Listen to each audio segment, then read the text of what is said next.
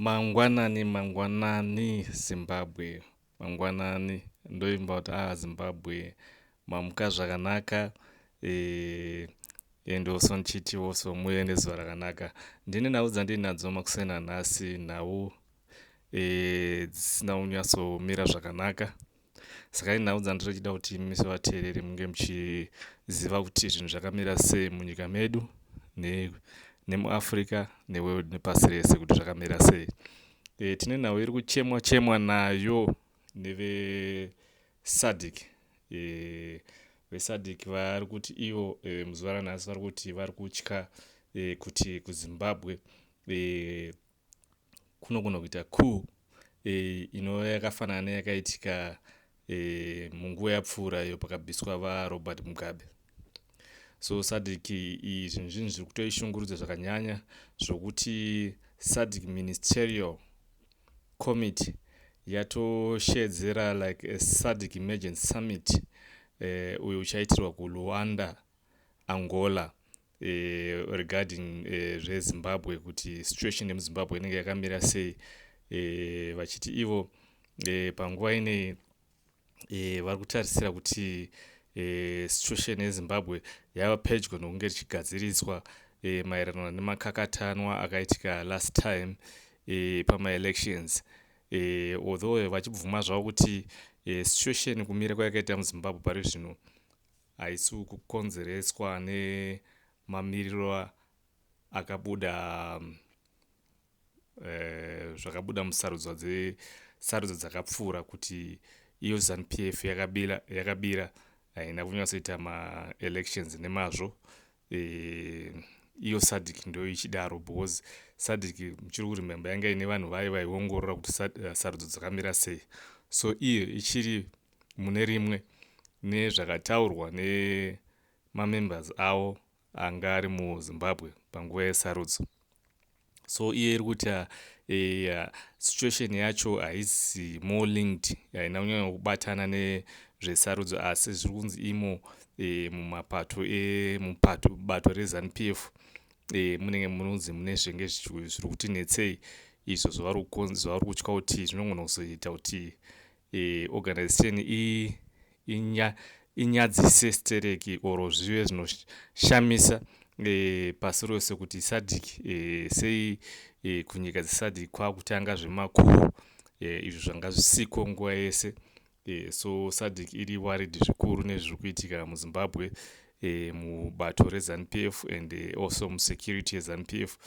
Makaona mazuva apera aya kwakaitika zvakawanda zvemabomb threat, maairports kumbovharwa, security bva yatonzi aiwa masoja nemapurisa atozara mumaairports nemumabhodha vachinyatsoita thorough search kuitira kuti kana pane zvinhu zvakadaro vanga vachikasika kuziva kuti vakwanise kuzvidzivirira zvisati zvaitika. Takaona vaMnangagwa vakadzoka nechimbi kubva kuVictoria Falls Airport uko kwakagara mumhepo for almost like an hour vachitenderera vari mumhepo vachida kuzama kuti vamhare pasi, asi airport yeVictoria Falls yakabva yavharwa zvichinzi vaMnangagwa vakwanise kumhara ndeyekuti paairport pari kunzi pane bomb or pane masnipers, vanhu vachangoti vachingomhara chete vanobva vadestroya vaMnangagwa.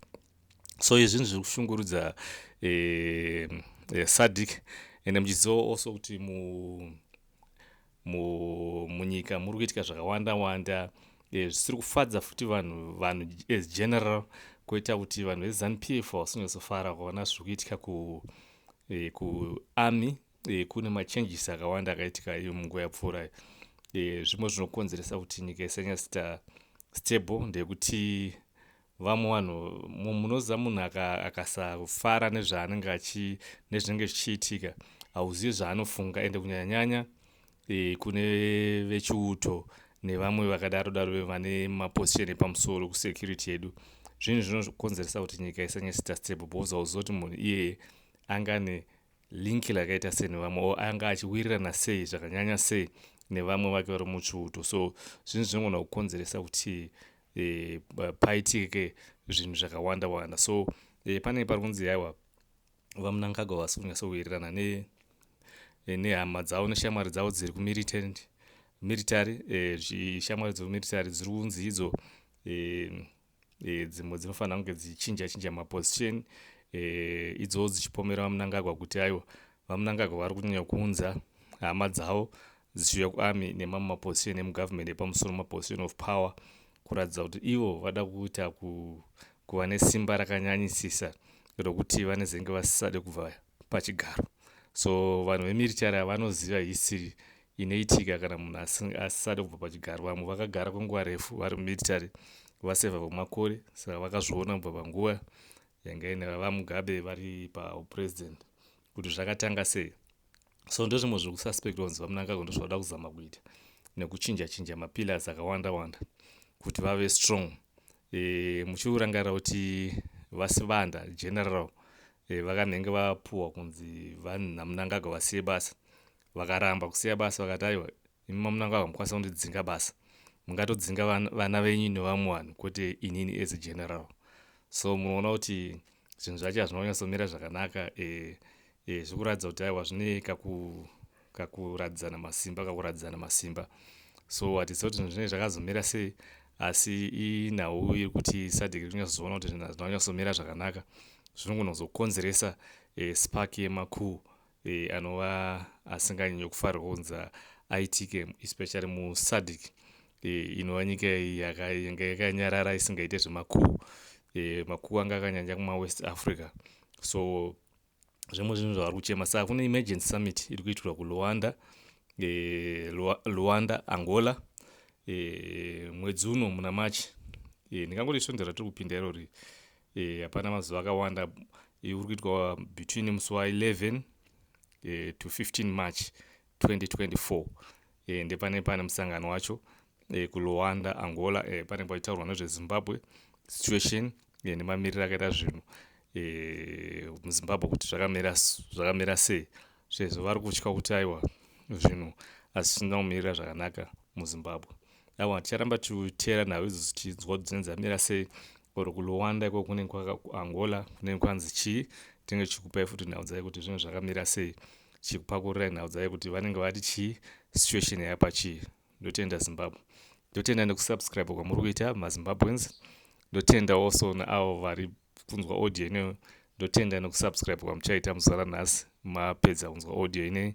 Munongoclicka subscription button and also moclicka notification bell kuitira kuti patirongoburisa dzimwe nhau ndimi munoita kutanga kunge muchidzinzwa.